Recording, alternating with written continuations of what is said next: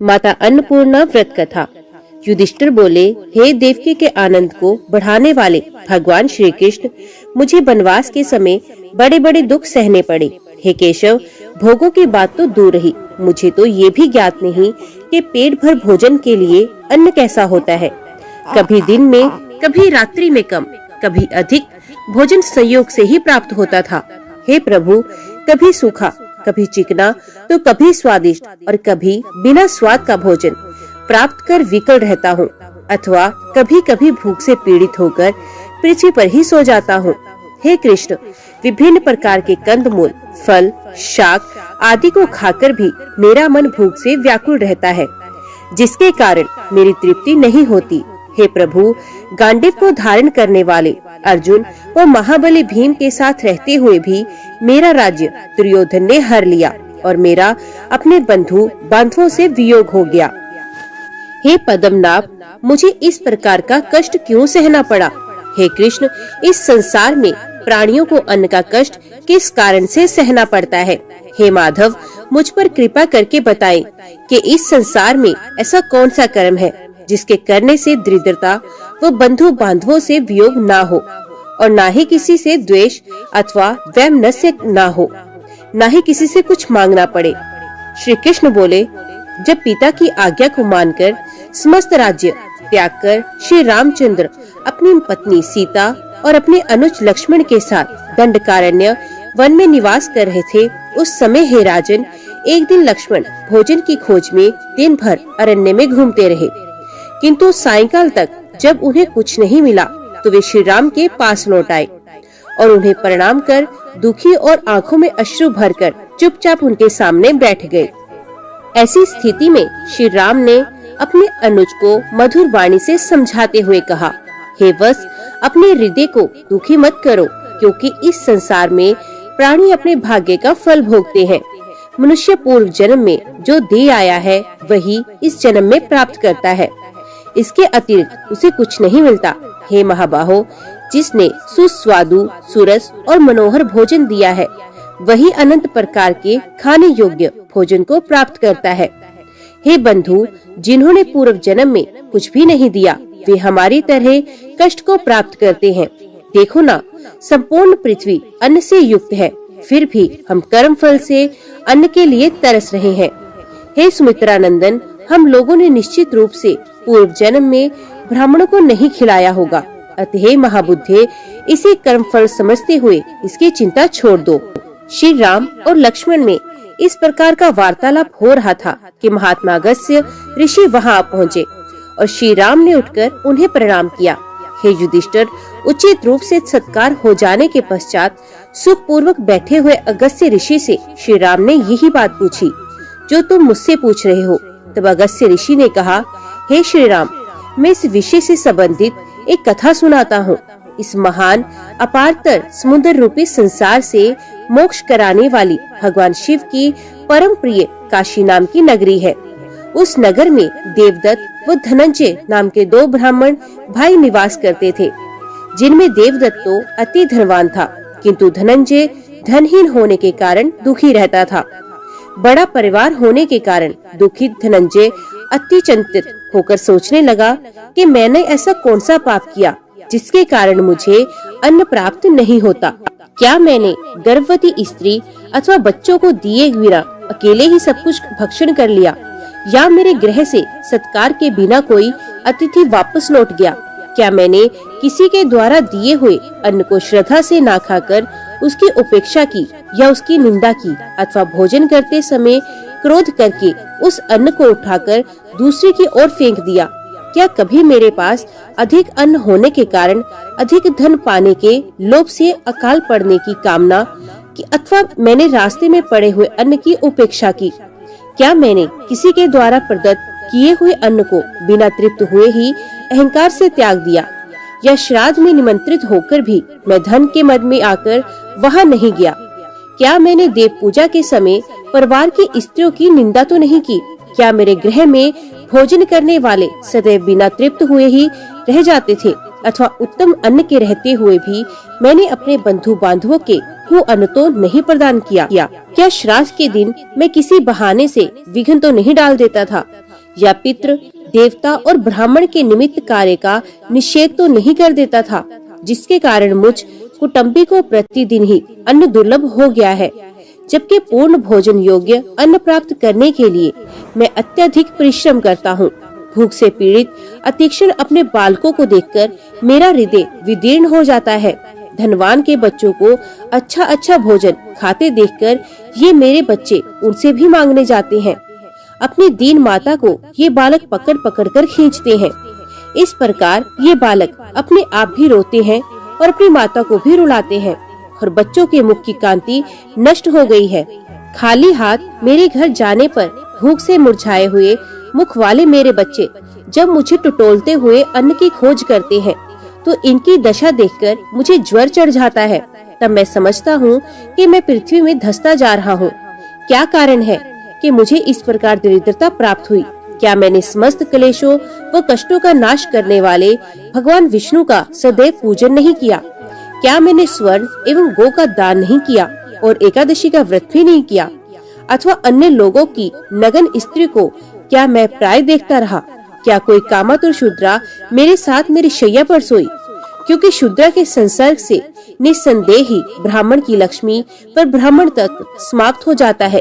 क्या मैंने क्रोध में आकर अपनी माता को कठोर वचन कहे या पिता की निंदा की अथवा स्त्रियों के विलक्षण रूप को देखकर उनकी निंदा की? क्या ऋतु काल में मैंने अपनी भार्या का त्याग किया या अन्न ग्रहण करते समय उसे कठोर वचन कहे?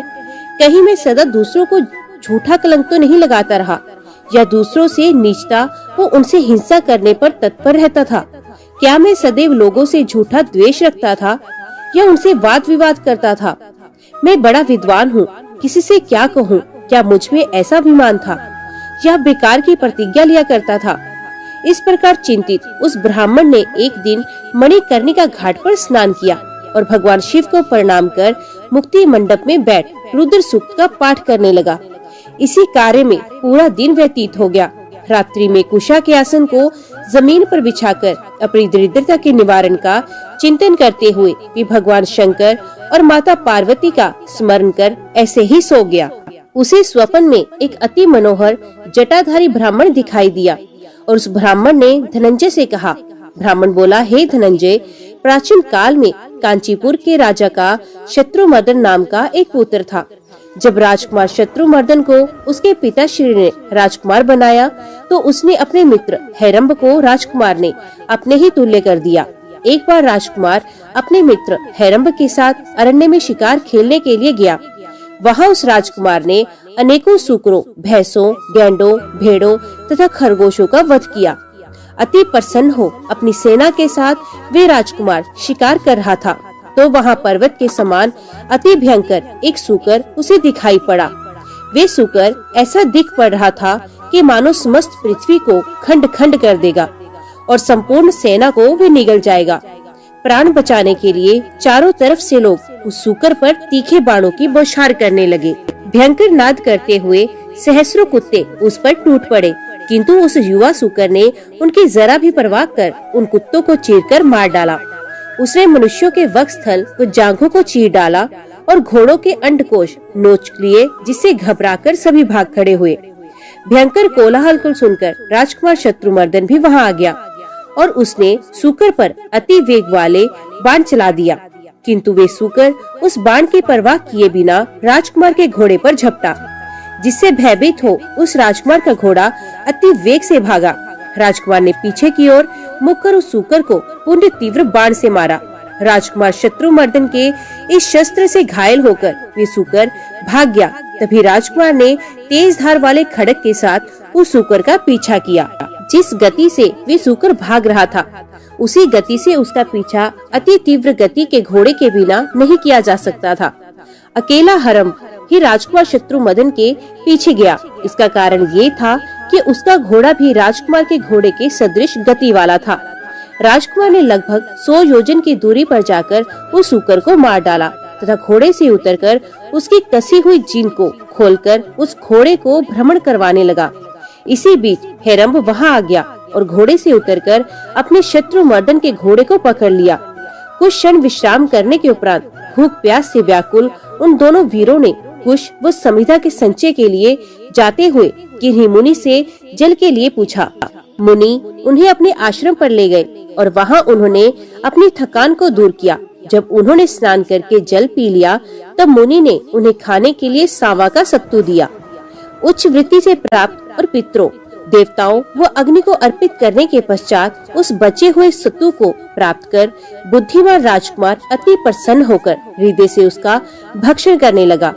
किंतु वे राजकुमार का मित्र हेरम्ब, जिसने कुछ दिन पूर्व ही विशाल संपत्ति प्राप्त की, जिसके कारण वे अति ग्रवित हो चुका था, जो ही उस सत्तू को खाने बैठा तो उसने अपनी नाक भों को सिकोड़कर उस सत्तू की निंदा करते हुए थोड़ा सा खाया और कहा कि इसमें स्वाद नहीं, और उस सत्तू को धरती पर बिखेरने लगा।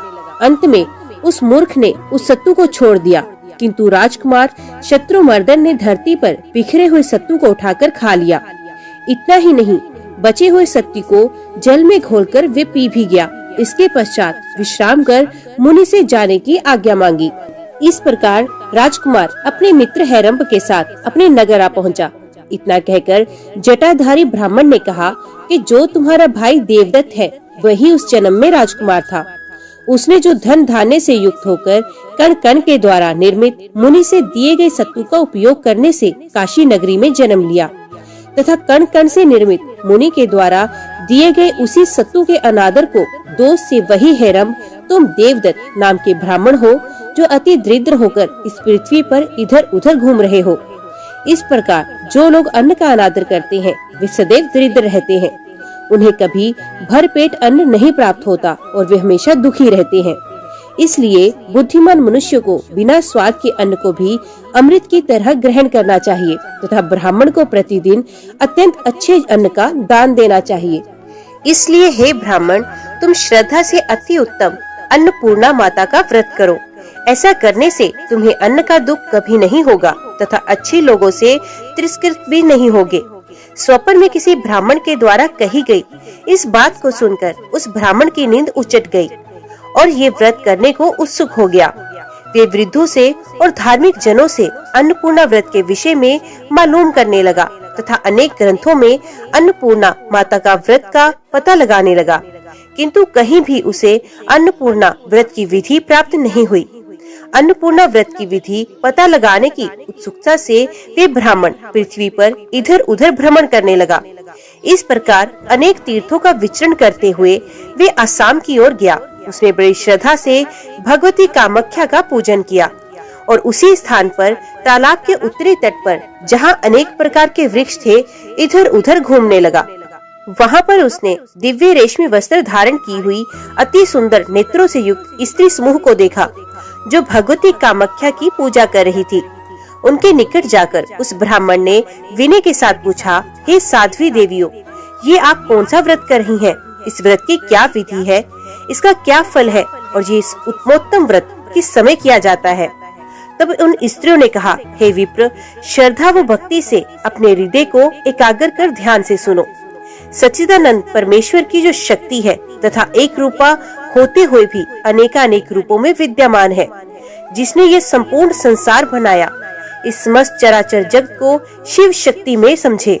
जो शिव है वही विश्वेश्वर और जो उनकी शक्ति है वही विश्वेश्वरी पार्वती है।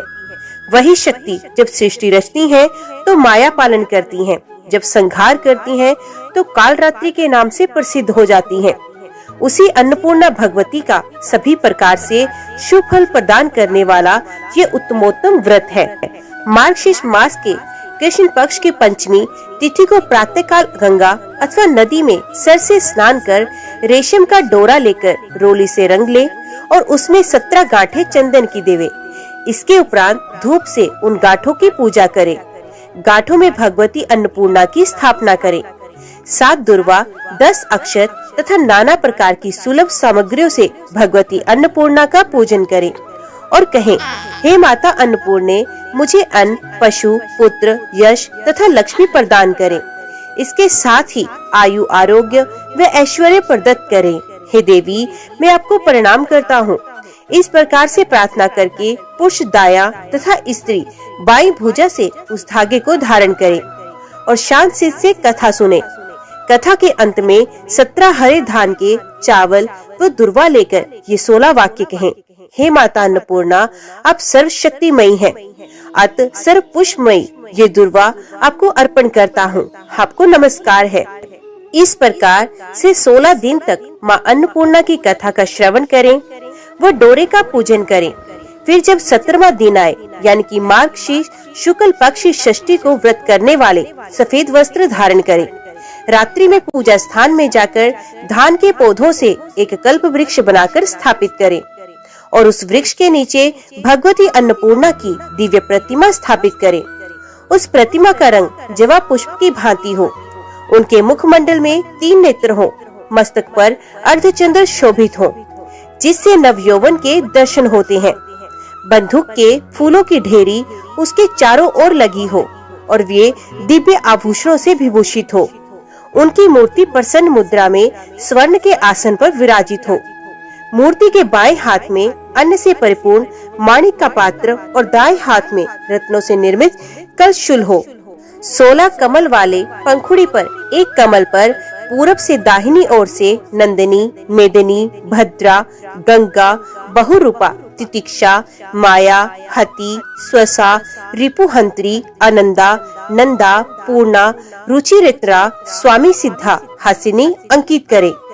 हे देवी, मेरे द्वारा की गई इस पूजा को ग्रहण करे, तुम्हें नमस्कार है। वर और अभय को प्रदत्त करने वाली बंदूक फूल के तुल्य शोभन कर वर्ण वाली अन्नपूर्णा का आवाहन हाथ में फूल लेकर ही करना चाहिए। हे देव देवेश भगवान शिव की प्राण वल्लभा अन्नपूर्णा देवी, मेरे द्वारा की गई इस पूजा को स्वीकार करो, तुम्हें हमारा नमस्कार है। उपयुक्त प्रकार से आवाहन कर नंदाय नमः पादम सम प्रयामी इस मंत्र से नंदा देवी को जल अर्पित करे। इसके पश्चात गिरीश कांता भगवती उमा को अर्घ्य और आचमन्य प्रदान करे। संसार की माता गिरिजा को चंदन तथा मधु पर्क समर्पित करे और फूल लेकर ये कहें, हे जगत के मंगल को भी मंगल प्रदान करने वाली श्री महेश्वर की महिषी एवं कार्तिकेय की माता, तुम्हें नमस्कार है।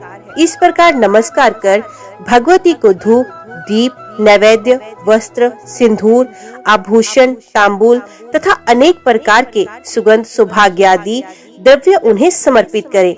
फिर भगवती को प्रदक्षिणा कर साष्टांग प्रणाम करें और अपनी भुजा से डोरे को निकालकर भगवती के चरणों में रखें। हे माँ, संपूर्ण धन संपत्ति को प्रदत्त करने वाली, ये डोरा जिसे मैंने धारण किया था उसका व्रत आज संपूर्ण हो गया। हे माँ, इस डोरे को तुम ग्रहण करो। हे माता, तुम तीनों लोकों का लालन पालन करने वाली हो, मैं तुम्हारा दास हूँ, इसलिए हे माता, तुम मुझे श्रेष्ठ वर प्रदान कर मेरी रक्षा करो। फिर अन्नपूर्णा व्रत की कथा सुने, गुरु को दक्षिणा प्रदान करे, 17 पात्रों में पकवान से पूर्ण कर देवे, ब्राह्मण को दान दे, फिर सुहागन औरतों को भोजन कराए।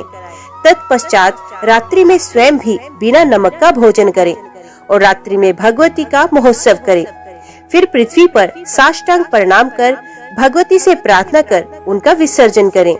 फिर इस प्रकार प्रार्थना करें, हे माता, हम लोगों को तुम्हारे चरण कमल के अतिरिक्त और कोई सहारा नहीं। हे माँ, आप हमारे अपराधों को क्षमा करो और मेरे परिवार पर प्रतिदिन कृपा दृष्टि बनाए रखो। कल्प वृक्ष से निर्मित किए गए धान की बालों का उपयोग बीज आदि के लिए करें या स्वयं भोजन करें, किंतु दूसरे को कदापि न दें। इस प्रकार 16 वर्ष तक अन्नपूर्णा व्रत को करें, फिर 17वें वर्ष उद्यापन करें। पूर्ववत 17 पात्रों को पकवानों से पूर्ण कर वस्त्र तथा बांस के छतरी से ढक दे। फिर ब्राह्मणों को अन्न व गौ का दान करें। अपने गुरु को अन्न का 3 पात्र दान करें। इस प्रकार वहाँ पर पूजा करने वाली स्त्रियों ने उस धनंजय से कहा, जिनको इस व्रत के फल में संदेह हो तथा जिसे देवता और गुरु वचनों में श्रद्धा ना हो, उनको ये व्रत ना करना चाहिए। जो भक्ति तथा श्रद्धा से रहित हो, नास्तिक हो, वित्ता को निगूहन करने वाला शठ हो, उसे ये व्रत कदापि नहीं करना चाहिए। जिसे देवता और गुरु वचनों में श्रद्धा हो, जो पिता का भक्त और ज्ञानी हो, उसी से ये व्रत कहना चाहिए। उन स्त्रियों के द्वारा अन्नपूर्णा व्रत को सुनकर धनंजय अति ही प्रसन्न हुआ और अपने जन्म को कृतार्थ समझकर उसने स्त्री समूह को प्रणाम किया फिर अन्नपूर्णा का व्रत करने लगा। वे इस व्रत को करके अपने घर काशी में गया। उसकी लक्ष्मी प्रतिदिन बढ़ने लगी। मदमस्त हाथी व घोड़ों से उसका घर सुशोभित हो रहा था। उसके घर में स्वर्ण की सीढ़ियां हो गई, जिनके नेत्र कमल के तुल्य सुशोभित हो रहे थे।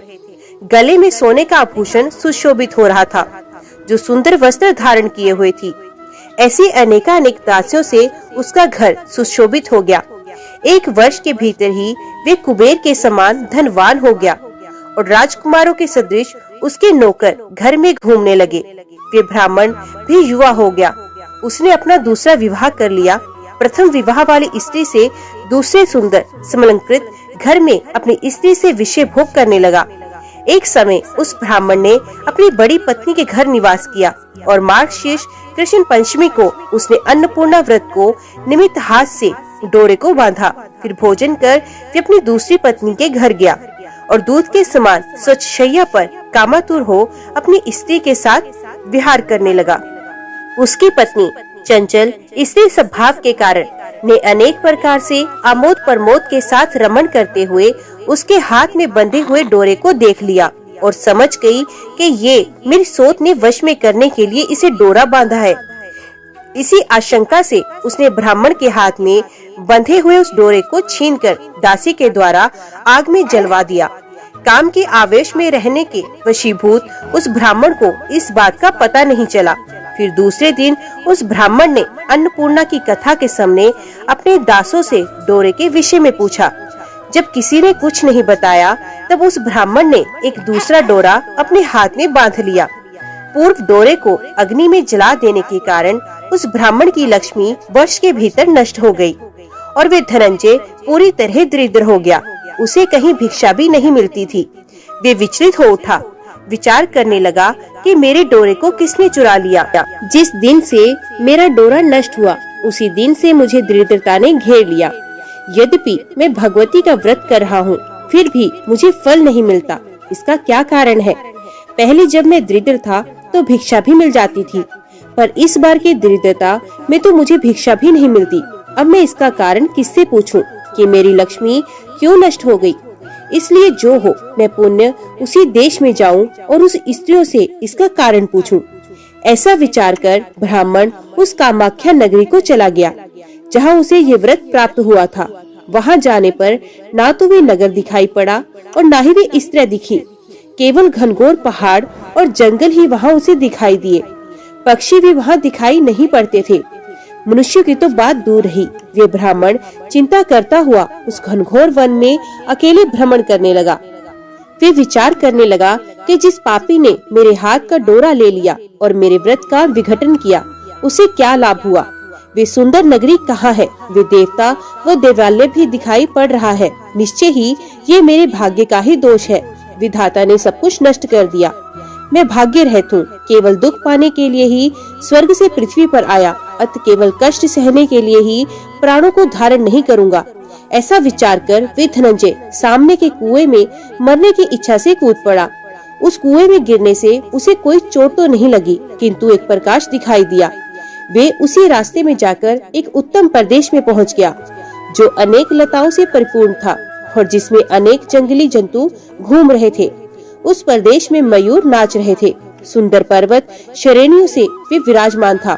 मतवाली कोकिल बोल रही थी और भोरों का गुंजार कर रहा था।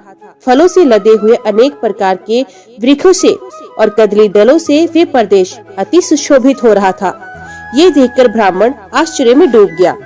फिर उसने समुद्र के तुल्य विशाल एक सरोवर देखा, जिसमें कमल खिले हुए थे। हंस, चक्रवाक तथा बत्तख से वे अति सुहावना प्रतीत लग रहा था। बड़ी बड़ी मछलियों की पूंछ के आघात से उठे हुए जल बिंदुओं से वे आकाश के तारागणों को शुद्ध कर देता था। वे तरंग से संस्पृष्ट वायु से गगन को छू रहा था। उसी तालाब के दूसरे किनारे पर उस ब्राह्मण ने अति मधुर गाना सुना। गंधर्व ऋषभ स्वरों में गाया जाने वाला वे गीत बड़ा आकर्षक था। धीरे धीरे उस गाने का पता लगाता हुआ वे ब्राह्मण स्फटिक मणि से निर्मित अति समृद्ध एक भवन के पास पहुंचा। उसमें विदुर मणि की सीढ़ी लगी हुई थी। उस सुंदर भवन के चारों ओर दरवाजा था। वे ब्राह्मण बेरोक टोक उस भवन में गया और उसने मणि से बने एक मंडप को देखा, जिस मंडप के मध्य में स्फटिक मणि के समान दिव्यमान अत्यंत तेजस्वी एक पुरुष नाच रहा था। ये पुरुष सूर्य की अनेक मणियों से सुशोभित था। उसके मस्तक पर चंद्रमा विराजमान थे और वे जटा धारण किए हुए था। उसके 3 नेत्र से अग्नि की ज्वाला निकल रही थी। अनेक प्रकार के आकार वाले पुरुष उसके साथ गाना गा रहे थे। उसके आगे रत्न के सिंहासन पर दिव्य आभरण से विभूषित अति सुंदर एक युवती स्त्री बैठी थी। कपूर, इलायची तथा लवंग से युक्त पान से उसका मुख सुशोभित था। उसका शरीर पुष्प के समान रक्त वर्ण का था। सुंदर दासियां उसे मनोहर तांबुल का बीड़ा दे रही थी। सुंदर चवर के चलने से उसके कर्ण भूषण इधर उधर डोल रहे थे, जिससे मुख की शोभा और भी बढ़ रही थी। उसका मुख अनेक सुगंधित द्रव्यों से परिपूर्ण था। वे मंद मंद हंस रही थी। दिव्य रूप वाली अनेक सुंदर सखियां उस भगवती महेश्वरी की सेवा कर रही थी। सहसा स्त्रियों के द्वारपाल ने ये कौन है, ये कौन है ऐसा कहकर बेंत से उसे आगे जाने से रोक दिया। फिर भगवती की आंखों का इशारा होने पर उसे अंदर ले आया गया। वे ब्राह्मण उस समय अति भयभीत हो रहा था।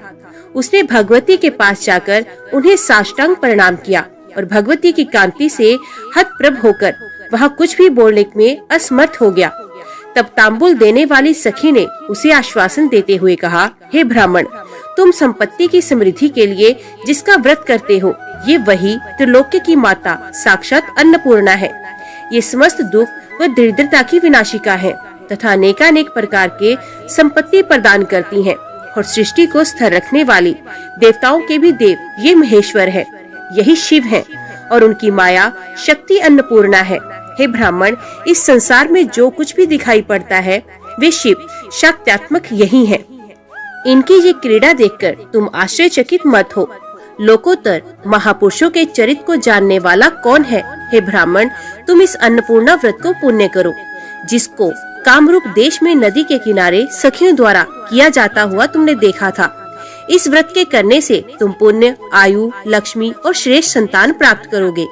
हे ब्राह्मण, भाग्य के नष्ट होने पर लक्ष्मी इंद्र को भी छोड़ देती है, परंतु अन्नपूर्णा व्रत के प्रभाव से पुरुष को पुत्र, पौत्र तथा धनादि का वियोग कभी नहीं होता।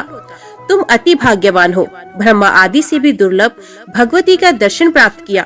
तब वे ब्राह्मण साष्टांग प्रणाम करता हुआ कहने लगा, हे माता, तुम प्रसन्न हो और संसार के दारिद्र्य दुख का विनाश कर रक्षा करो तथा सभी को पवित्र करो। हे माता, वही कुल तथा शील से युक्त है जिसे तुमने करुणा पूर्वक देखा है और जो अपारतर संसार रूपी समुद्र से संपूर्ण प्राणियों को तारने वाला है। उस भगवान विश्वेश्वर को नमस्कार है। तब अन्नपूर्णा ने प्रसन्न होकर कहा, हे ब्राह्मण, जो मेरे प्रिय इस उत्तम व्रत को करते हैं उनके श्री लक्ष्मी सदैव बनी रहती है। उनके लक्ष्मी का कभी विनाश नहीं होता, उन्हें कभी अन्न का क्लेश कष्ट नहीं होता और न उनके संतति का विनाश होता है। और जो मेरे इस व्रत को कहेंगे वे राजाओं से पूजित होंगे। वे सदैव धर्मशील तथा गुणों से युक्त रहेंगे और मधुर भाषण करने वाले होंगे। हे ब्राह्मण, मैं कभी उनके घर को नहीं त्यागती जिनके घर में लिखी हुई ये मेरी अन्नपूर्णा व्रत की कथा होगी। उनके गृह में मेरा सदैव निवास रहेगा। हे ब्राह्मण, इस व्रत का अनुष्ठान करो, मैं तुम्हारे ऊपर सदैव अनुग्रह करूंगी। अब मैं काशी जा रही हूँ। विश्वेश्वर के दक्षिण तुम हमारा निर्माण करो। इसके बाद प्रसन्न होकर भगवती ने ब्राह्मण को वर दिया, हे ब्राह्मण पुत्र, दंडपाणि मेरे अत्यंत प्रिय गण हैं, उन्हें तुम प्रसन्न करो। वे प्रसन्न होने पर सबको अन्न प्रदान करेंगे। जो लोग अन्नपूर्णा के इस उत्तम व्रत को अनुष्ठान करेंगे वे इस लोक में धन धान्य से पूर्ण होंगे तथा अंत में उन्हें शिवलोक प्राप्त होगा। हे धनंजय, अंत में तुम काशी में जाकर मेरे गण होगे तथा तुम्हारी स्त्री पार्वती सदृश होगी। तदुपरांत वे ब्राह्मण भगवती पार्वती और भगवान शिव को प्रणाम कर काशी चला गया और वहां जाकर उसने कल्याण को देने वाला अन्नपूर्णा का व्रत किया। हे राजन, उसने अच्छे अच्छे पकवान बनवाकर सबको एकत्रित कर माता अन्नपूर्णा का अन्नकूट किया। इतनी कथा सुनाकर भगवान श्री कृष्ण ने युधिष्ठिर से कहा, हे राजन, व्रतों में सर्वोपरि इस अन्नपूर्णा व्रत को करके श्री रामचंद्र जी ने भी पुण्य अपनी राज्य संपत्ति प्राप्त की थी। हे महाबाहो, यदि आप भी लक्ष्मी, यश, कीर्ति तथा संतान प्राप्ति की इच्छा रखते हैं तो अपने सभी भाइयों के साथ इस व्रत को अवश्य कीजिए। प्राय करके जो व्यक्ति भाग्यहीन होते हैं वे इस व्रत को नहीं कर पाते, क्योंकि हमेशा उनका हृदय चंचल एवं उद्विग्न रहता है। ऐसे लोग किसी की उन्नति भी नहीं देखना चाहते। नंदी बैल पर चढ़ने वाली, भगवान शंकर की अर्धांगिनी पत्नी, सब पर दया दृष्टि रखने वाली ऐसे हिमालय पुत्री श्री अन्नपूर्णा जी को हमारा प्रणाम है। जय माता अन्नपूर्णा। आज की वीडियो में इतना ही। उम्मीद करती हूँ वीडियो आपको पसंद आई होगी। वीडियो पसंद आई हो तो वीडियो को लाइक और चैनल को सब्सक्राइब जरूर कीजिएगा। जय माता अन्नपूर्णा लिखकर कमेंट बॉक्स में अपनी हाजिरी और अपने सुझाव देना ना भूलेगा। तो मिलते हैं अगली कथा अगली वीडियो के साथ। तब तक के लिए देखते व सुनते रहिए। जय मां कंजक, जय माता दी।